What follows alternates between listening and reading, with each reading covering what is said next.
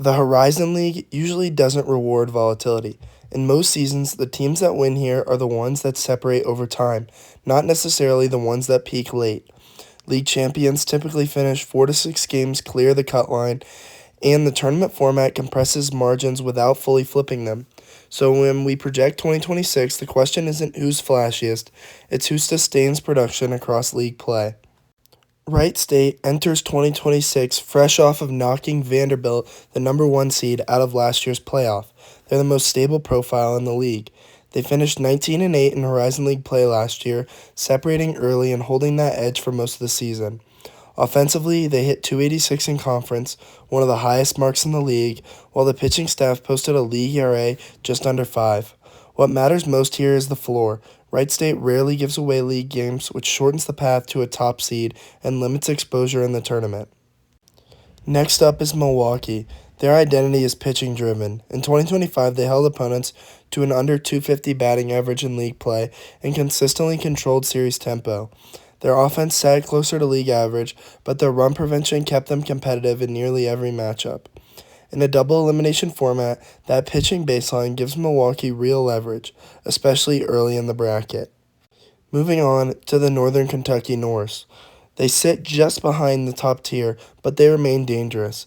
They hovered around 500 in conference in 2025 with swing-heavy offense and streaky pitching.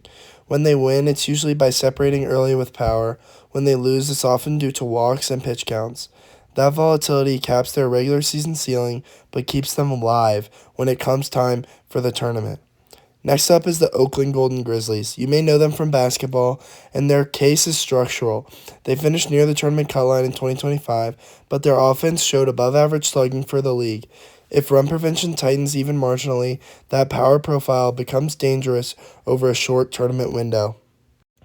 Next up is Youngstown State. They profile as a chaos team. They struggle with consistency in league play, but their better weekends showed competitive pitching depth. In a 6-team field, that type of variance matters, especially against teams that rely heavily on one arm. The Horizon League sends 5 teams to the conference tournament this year, as there's only going to be 5 teams in the league. Those teams are going to be Wright State, Milwaukee, Northern Kentucky, and Oakland, and Youngstown State. With Purdue-Fort Wayne leaving, I have one champion in this league, and it's Wright State. Their edge isn't dominance, it's reliability.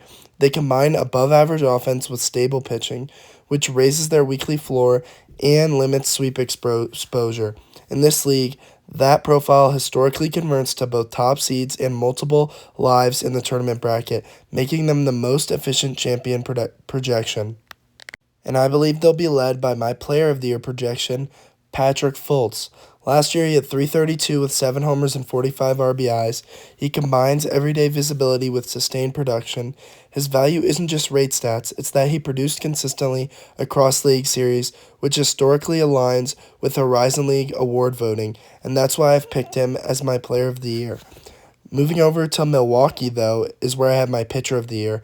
9-1 Gavin Thies of Milwaukee last year pitched to a 4.38 ERA in 88 innings with 74 strikeouts.